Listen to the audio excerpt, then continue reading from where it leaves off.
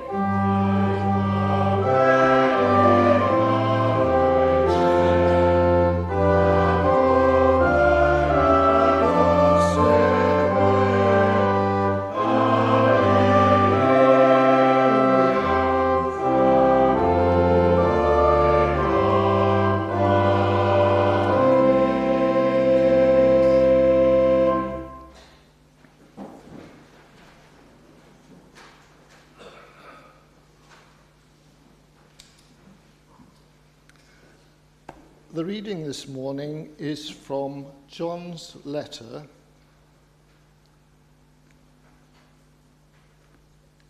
chapter 3. No, I'm sorry, chapter 4, reading from verse 7. That's page 679 in the New Testaments that you have, page 679.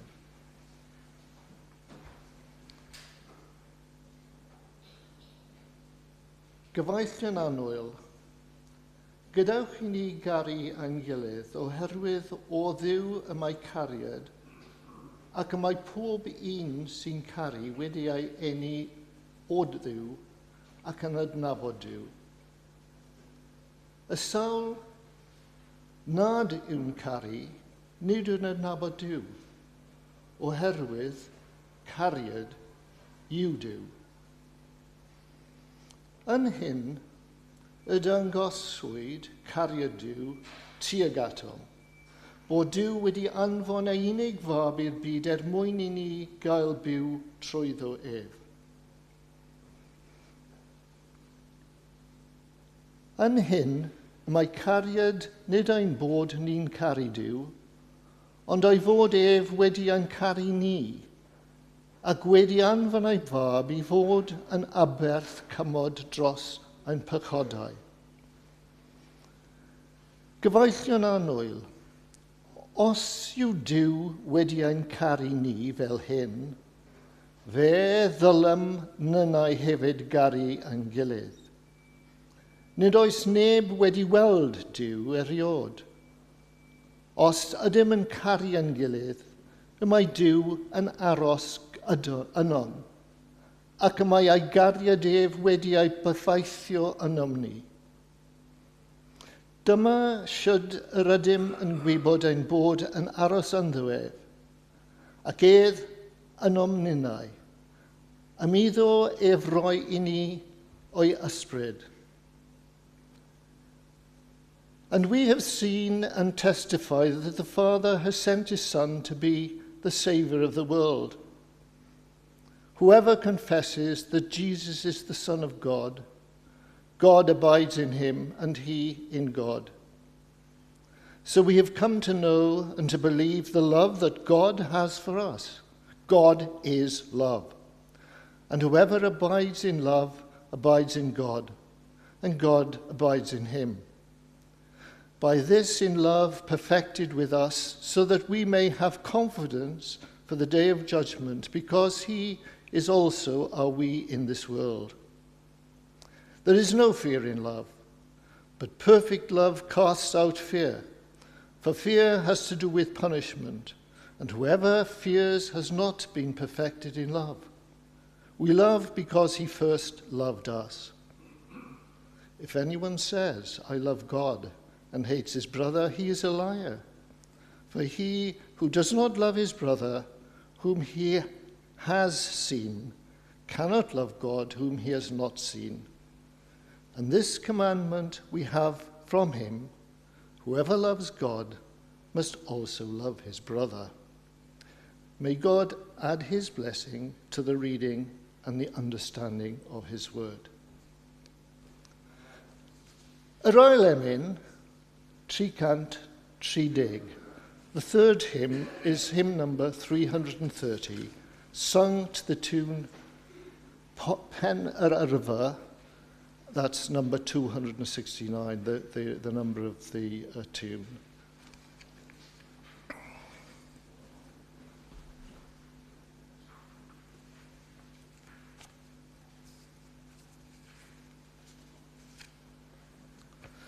Fy niw, fy nhad fy Iesu, boed clod eith enw byth, boed dynion yn dyfoli fel rif y bore wlith. O na bai gwellt y ddau ar oll yn dylynau air, I ganu i'r hwn a anwyd y methlem gynt o fair. Hymn number 330. Amen.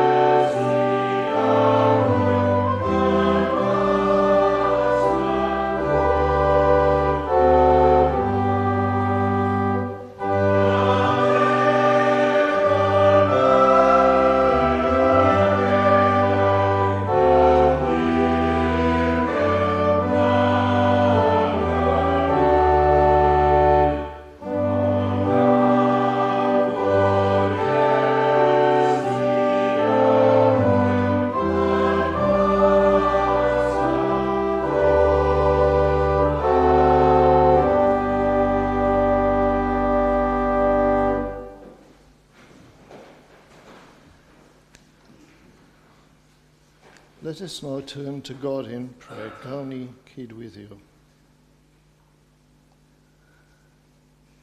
Diolch I ti, ein dad, am y cyfle hwn I ymgynnall yn enw dy fab I ganu a'i glodydd, darllen a'i air a gwneud a'i diysfiadau.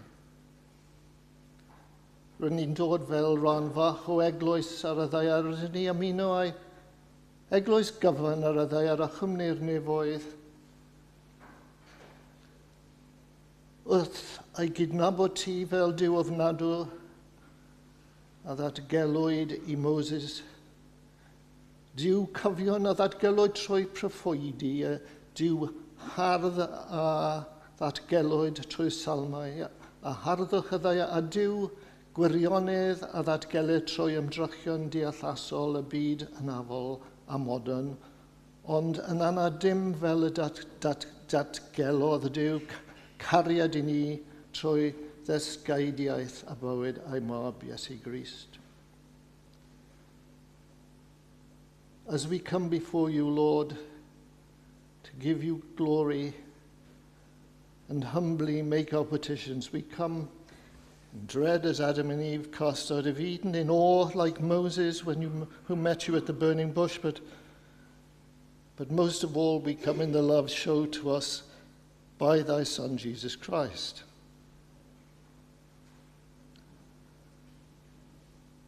Rydyn ni'n diolch I ti am y holl yn dithion, rydyn ni a'i mwynhau a lleser a mae bywyd yn rhoi I ni, am cefnogaeth, am teulu a'i ffrindiau, a chysydiaeth deithriad. Rydyn ni'n cydnabod Crist fel sampl I ni a'i ddilyn. Rydyn ni sylweddoli y cryfder mae Crist yn rhoi I ni I newid y byd. We thank you, Lord, for the strength you give us, and we ask for that special strength at this time. Rydyn ni'n teimlo ein cefnogaeth yn y gwaith yn hamlen hefyd, and trin nabod ti mewn amser trist hefyd. Rydyn ni'n gweld beth bynnag y dydd yn dod pan fydd y ddau yn dod mwy a mwy fel y nefoedd. We come thankful for all good things around us, for our family and friends, the comfort of strangers, and our strong prayers that earth may be more like heaven, more just, more beautiful, more contented, and more stable. Lord, we confess our many faults and ask for thy forgiveness. Rydyn ni cydnabod am methiant I wneud ewyllus, rydyn ni cydnabod am bod yn methiau a derbyn ewyllus a bod pawb yn caisio ewyllus a hun. Rydyn ni'n cydnabod nad ym ni wedi bwydo a'i ddefaid. Mae'n rhaid I ni gydbasio aibio yn aml ar y ochr arall. Fel arfer ni ddim yn dyweldi yn y poen ac yn y wyneb estron. Ni allwn sylweddoli y gallwn gwrdd y ti yn y poen yn y byd. Hefyd, rydyn ni'n cydnabod nad ydyn ni wedi maddau a rai sydd wedi gwneud camweddau bach I ni, a dy fod wedi addo maddau popeth I ni. Ac mae ti yw Duw y fi farw am y cymweddau a wnaethom yn ei bywodau. We acknowledge that we've not always been steadfast in acknowledging your importance, not always prepared to carry out your work. We have found it difficult to forgive little things, yet you've promised to forgive us everything. Loving and faithful God, we thank you for those doing your work in here and beyond. Yw cariad y ffyddlondeb.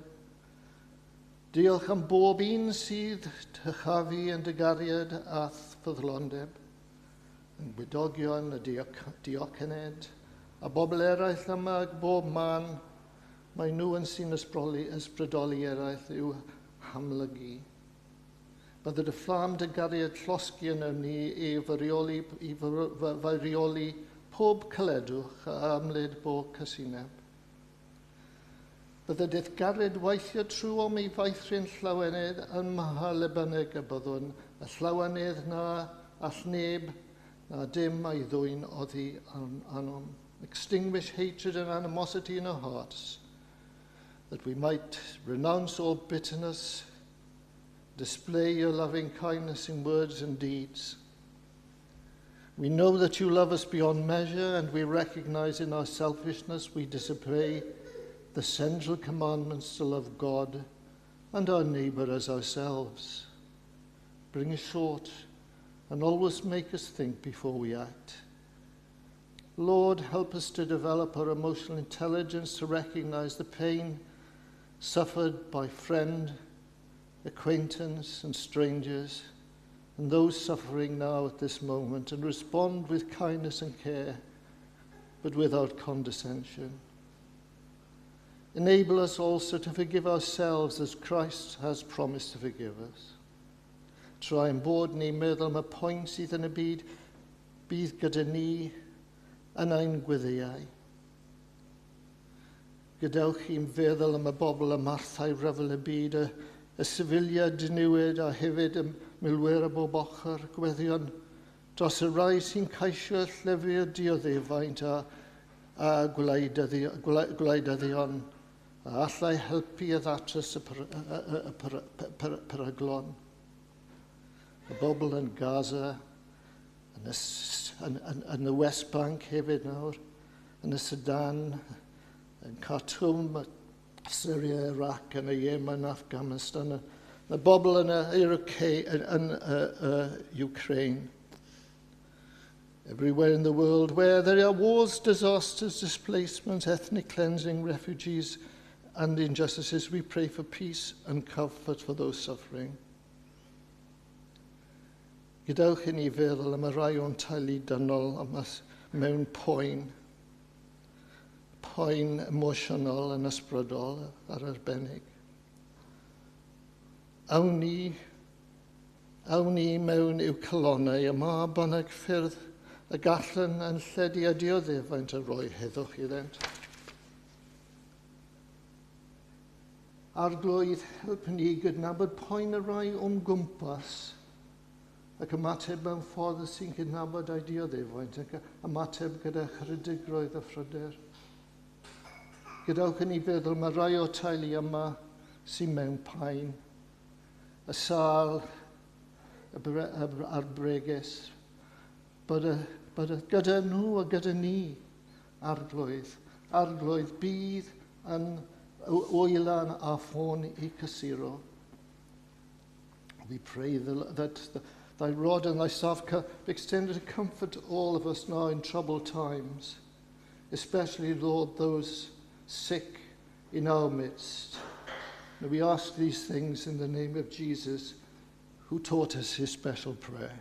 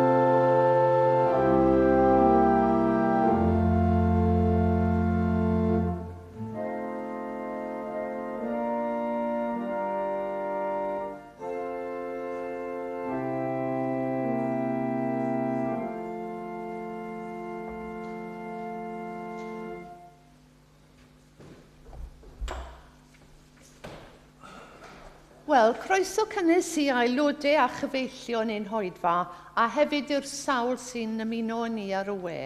A very warm welcome to everyone from near and far to our service, including those who are joining us on YouTube.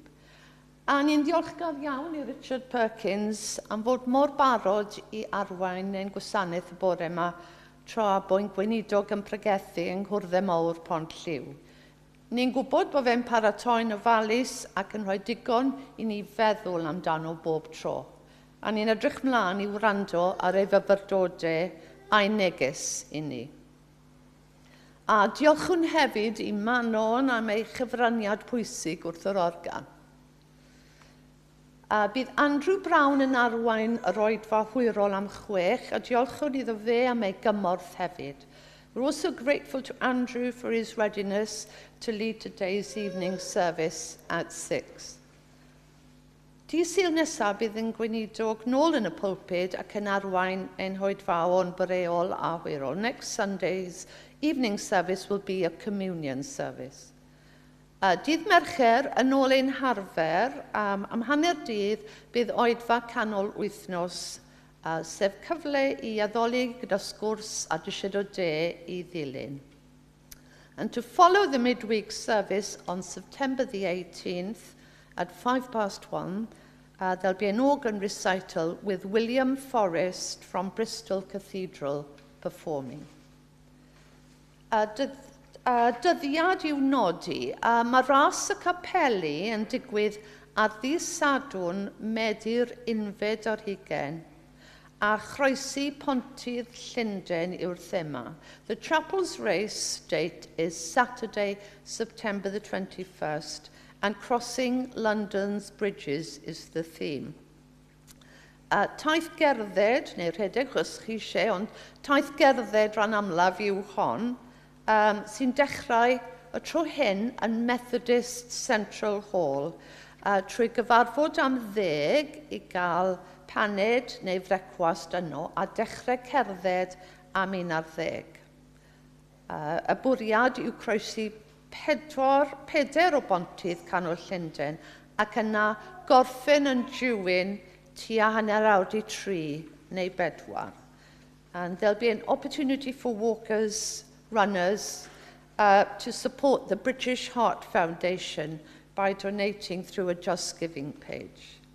A bydd mwy o wybodaeth yn y lobby, neu newch chi gael gair gyda Marian neu fi. Cofiwch ddod lawr ar neuadd i gael te neu goffi a chyfle i gymdeithasu ar ôl yr oedfa. Do please come down for tea and an opportunity to socialise after the service. Ac yn nawr fydd awn o amgylchu'r derbyn eich rhoddion. Diolch yn fawr.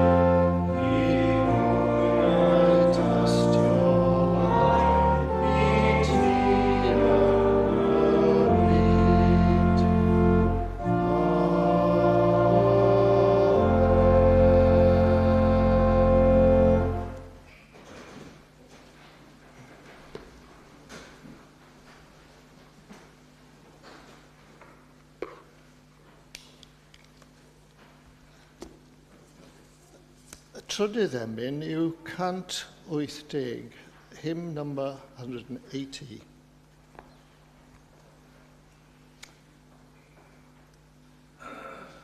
Awn at ei orsef ras o lef, dychafon e lef i'r lan, mae'n gwrando bob am ddiffiad gri, mae'n roddi nerth i'r gwan. Hymn number 180.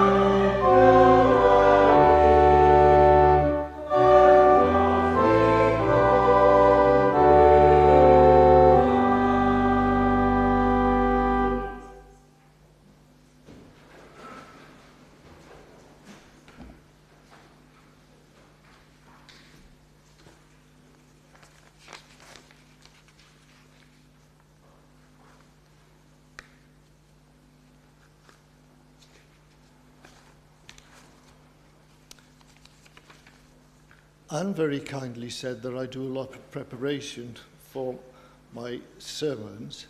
Actually, I've done a lot of preparation for this one because I've given it several times already.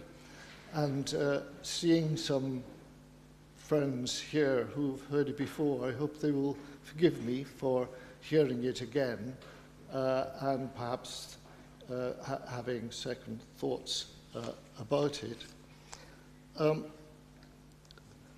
To begin by asking you whether you love yourself seems a strange question, maybe, for those of us who we feel we should, as Christians, be unselfish. But if you remember, Jesus said, love God and love your neighbour as yourself. The assumption there, it seems to be, that we perhaps should love ourselves. Of course, certain types of self-love are not good. Egoism, narcissism. I'm not commending the sort of negative self-love expressed by some politicians on both sides of the Atlantic.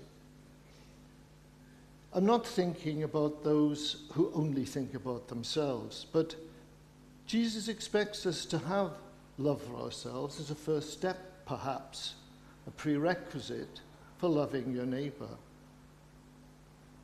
What sort of love is implied? Well, derbyn eich hunan fel ydych chi, accepting yourself as you are. Fodlon I maddau eich hun ar gyfer candrwg, being able to forgive yourself for when you do things wrong. Os ydych chi'n cysau a hun, if you hate yourself, then sut allwch chi ddechrau caru eich cymdogion? Accepting yourself for what you are, what goes deep with you, is important in so many ways, for our mental health and perhaps for our spiritual development too. and being able to forgive ourselves. Of course, our self-image and sense of self-worth is often undermined by a whole range of influences, commercial pressures to make us discontent. Discontent with our situation, discontent with what we have, discontent with how we look, discontent even sometimes with how we feel. We're manipulated by advertising to feel insecure and inadequate. Advertising thrives on undermining our sense of self-worth, and it often feeds on our envy. I remember when I was very young reading a book called The Hidden Persuaders, written by Vance Packard, which dealt with how the supermarkets and businesses in America in the 60s were already learning ways of persuading us to buy things we didn't really want and certainly didn't really need. Maybe there's something in the dynamic of capitalism, maybe there's something in the way we live now that insists on us being discontent. And if this is so, maybe our self-image is, these days, are more vulnerable, and perhaps we are less sure of ourselves than people of earlier times, when there were perhaps more certainties preached to them from the pulpit or taught to them in the schools. Children and young people can be damaged and hurt by the words of others. My grandmother would say to me when I complained or moaned or grizzled, "Sticks and stones might hurt your bones, but words can never hurt you." But that isn't true. We know that social media seems to have intensified the hurt and unkindness children and young people sometimes show to each other. Perhaps we are more confused than ever about ourselves. But loving ourselves, valuing ourselves as God values us, is necessary. Accepting our weaknesses and forgiving ourselves as Jesus has promised to forgive us is vital for a flourishing Christian life. The church should always preach and live this. Listen to what the Roman Catholic Church has to say on the matter. Let me quote from the Catholic Apostolate Center in the United States. Jesus tells us to love your neighbor as yourself, Matthew 22:39. It's easy to take that at first value and think just love your neighbor. But the modifying phrase, as yourself, tells us we need to love ourselves in order to fully love our neighbor. We need to be merciful to ourselves if we are to be merciful to others. Our self-love, so the article went on, our self-love seeps into our actions and affects our relationships in subtle and not so subtle ways. If I dislike and fail to embrace my quieter and more reflective nature, then it will be hard for me to fully embrace the same in another. How can I love another if I choose to hate that which is in me? And if I make a mistake and don't let it go, then my bitterness can affect what I do for others. If I don't practice even little acts of mercy towards myself, what will make me give such mercy towards another? God wants us to be kind, the article goes on. God wants us to be kind even to ourselves. He wants us to overcome those self-critical thoughts and stop holding grudges against ourselves. He yearns for us to forgive ourselves and to believe in the gifts he has given us. Ni all ni fod wedi ei ddweud yn well fy hun, felly na fyddwn ni ceisio, and I'm sure that other religious denomination leaders would say roughly the same thing. But these are fine words, but sadly, churches, many churches, have been and are guilty of undermining our capacity to love ourselves as Christ would have us do. Undermine our capacity to appreciate our own worth, to accept our basic nature, and to forgive our own mistakes. We are made of crooked timber, but only by God's grace, we believe, we can be made whole. As we get older, our capacities decline. We have to make accommodations to accept ourselves as we are. We should never, of course, succumb to the idea that we must always suffer because Christ suffered. Christ has made the sacrifice. What as Protestants we believe there's one sufficient sacrifice. In John's Gospel, not what I read today, but in John's Gospel, it says that the greatest love is that when we lay down our life for one's friends.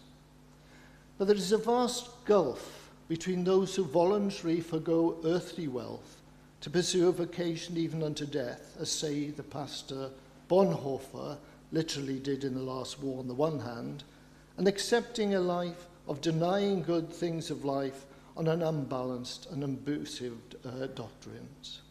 Only harm can result from anyone nailing themselves to an unnecessary cross of self-hatred, an impossible self-denial, on the basis of some controversial interpretation of one verse or another from the scriptures.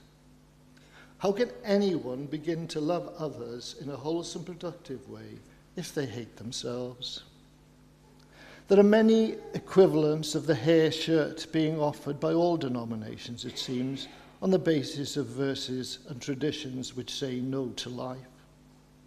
Christ offers joy and eternal life beginning now, and the internalization of low self-esteem is a great impediment to this. Dych chi'n gwrando ar y raglen radio The Moral Maze erioed? Do you ever listen to the program The Moral Maze? There are several experts discuss a different moral issue on each program. One acceptable secular moral test, sometimes referred to, is known as the harm principle.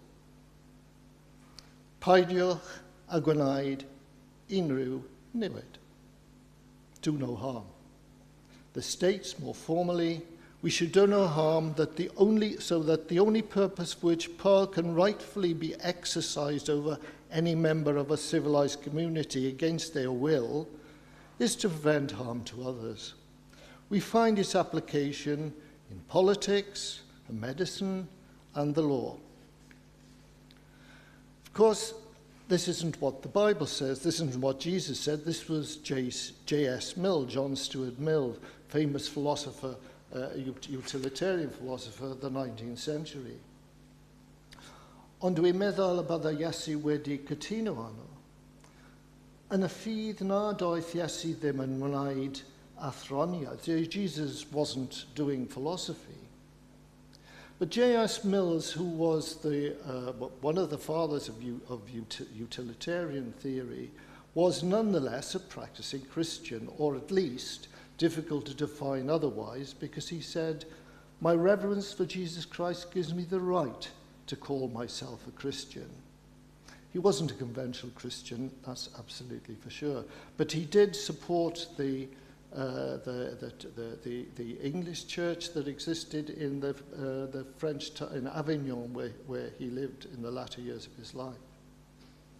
Of course, as Christians, we're expected to do much more than avoid harm, to fight injustice, relieve suffering, feed the poor, love our neighbours, and worship God. But the history of our faith is marred by terrible harms. A more modern philosopher, Judith Sklar, in a book written in the 60s, I think, Ordinary Vices, claimed that cruelty is for us, people like us, the worst vice. And if we look at the history, a lot of church history and practice, we can see both harms and cruelty.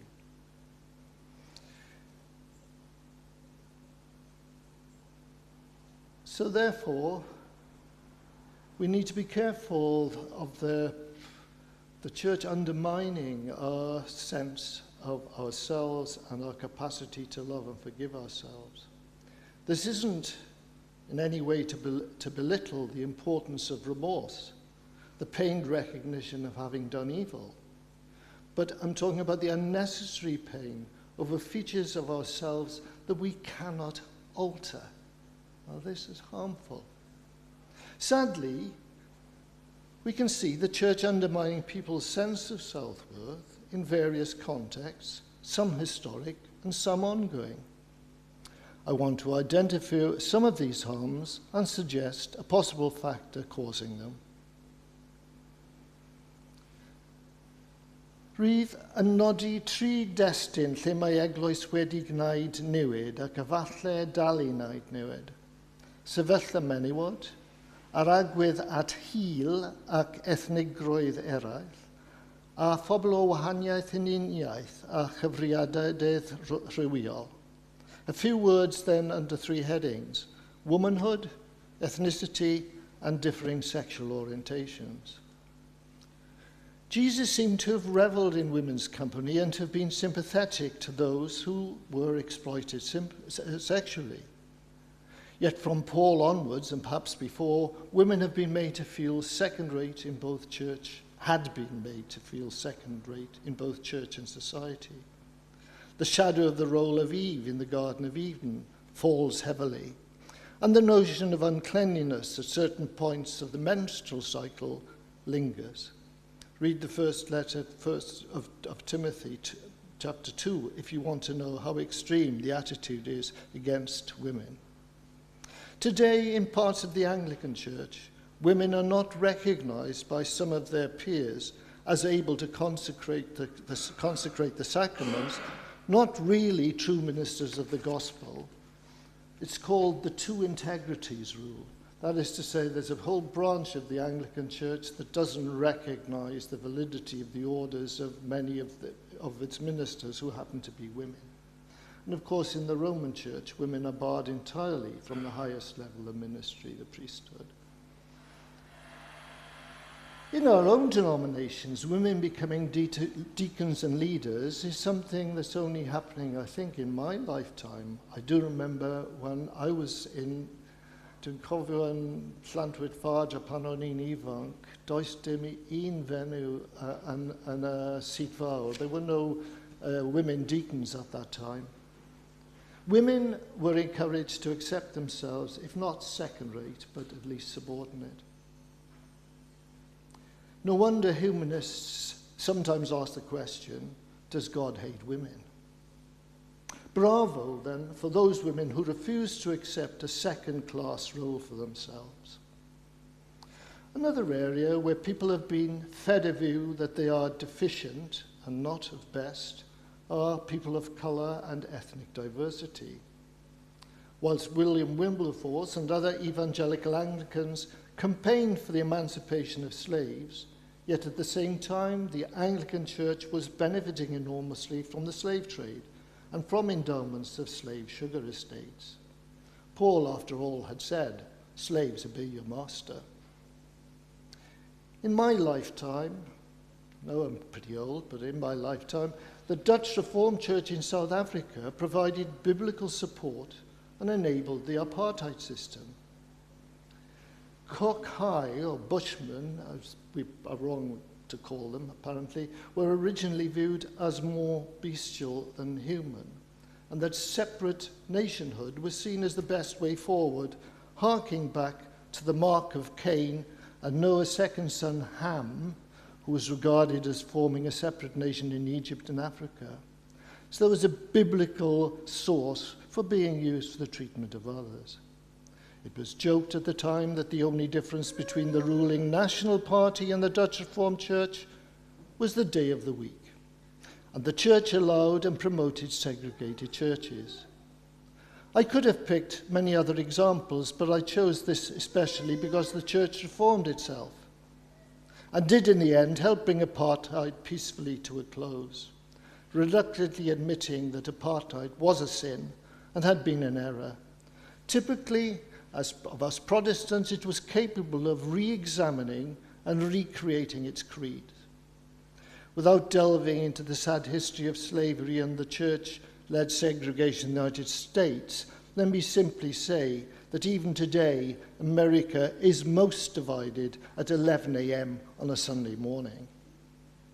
apart from all the social injustices, there was also the terrible impact on the self-understanding of the individuals themselves, if they accepted that the idea of inferiority implied by segregation. So bravo then for black liberation. A third area is the case of LGBT and all the other bits that go along with it these days. We know that sexual orientation is largely wired in. It is not a choice. Even now, though, churches around the world, even in London, are engaged in the ridiculous practice of conversion therapy. If I understand correctly, legislation prohibiting it was stopped because of the election and probably will come back. Can I remind you of the sad story of Lizzie Lowe? It is about 10 years ago now, the beautiful British teenager who committed suicide because she could not reconcile being a Christian and being gay. This is testimony to the lethality of some Christian teaching when it is reproduced in the doctrines and practices of local churches in some denominations. Someone writing in the Church Times a few years later wrote, "I have personally known at least 3 young people who have killed themselves for similar reasons." Noting that the bishop who confirmed him, the writer of the letter, killed himself a week later when the story of his having had sex with a rent boy became known. Dear me, mae paradox yma, yndi? Paradox mawr oherwydd cariad yw Duw. All this is surely a terrible paradox, for at the heart of our faith is the belief that God is love and that Christ's most important commandment is to love God with all our hearts and our neighbours as ourselves, even to love our enemies. Surely something has gone radically wrong when the joy that Jesus offers us through grace is sabotaged by cruel and unkind, un-Christian church doctrines and practices. The Bible is important to Catholics, to Orthodox, but especially perhaps to us Protestants.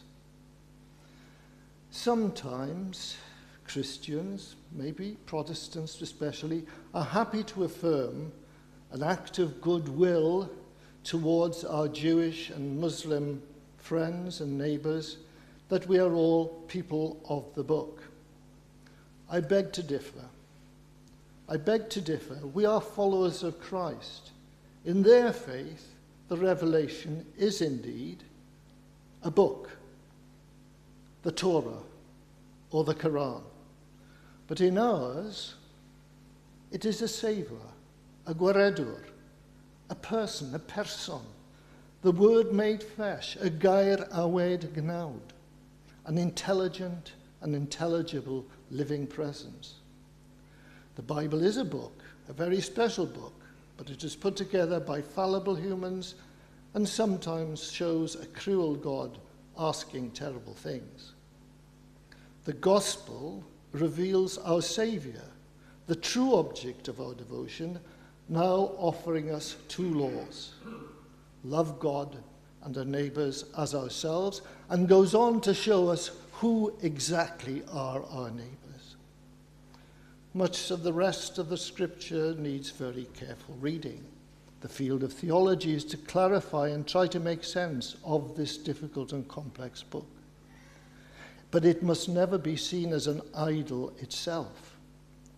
I would like to put it this way. As Christians, we must not allow the witness to revelation, that is the Bible, to usurp the revelation itself, that is God in Christ, the Word made flesh. For if we do, we can end up justifying all sorts of physical and psychological violence. As Christians, we must keep Christ and his love at the centre of our faith. Faced with moral questions, we can ask, what would Jesus do? May God add his blessing to this talk this morning.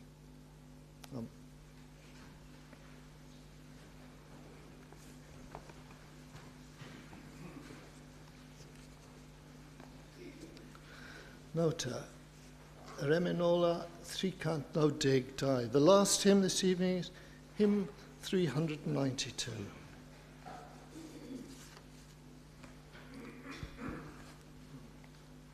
O rod y bwys a fraich a Iesu, fy gynnal ymlaen dy galon, wrth ymddiriad ynddo, elainio ef achan, pwysio ar ei fraich.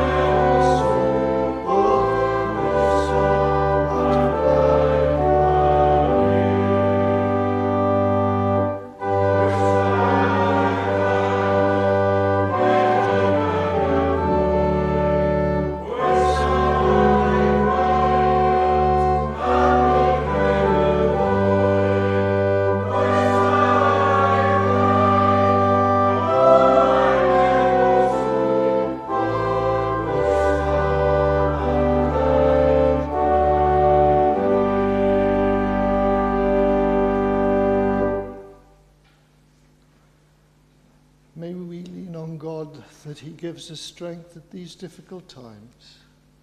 Oed i neth am ysbryd a'n hairio ni, oed heddwch yr ysbryd a'n cysur ni, oed a'i bresenoldeb yr ysbrydaeth gylogi ni, i fyw mewn cariad y gwasanaeth yn enw'r Iesu Grist. Amen.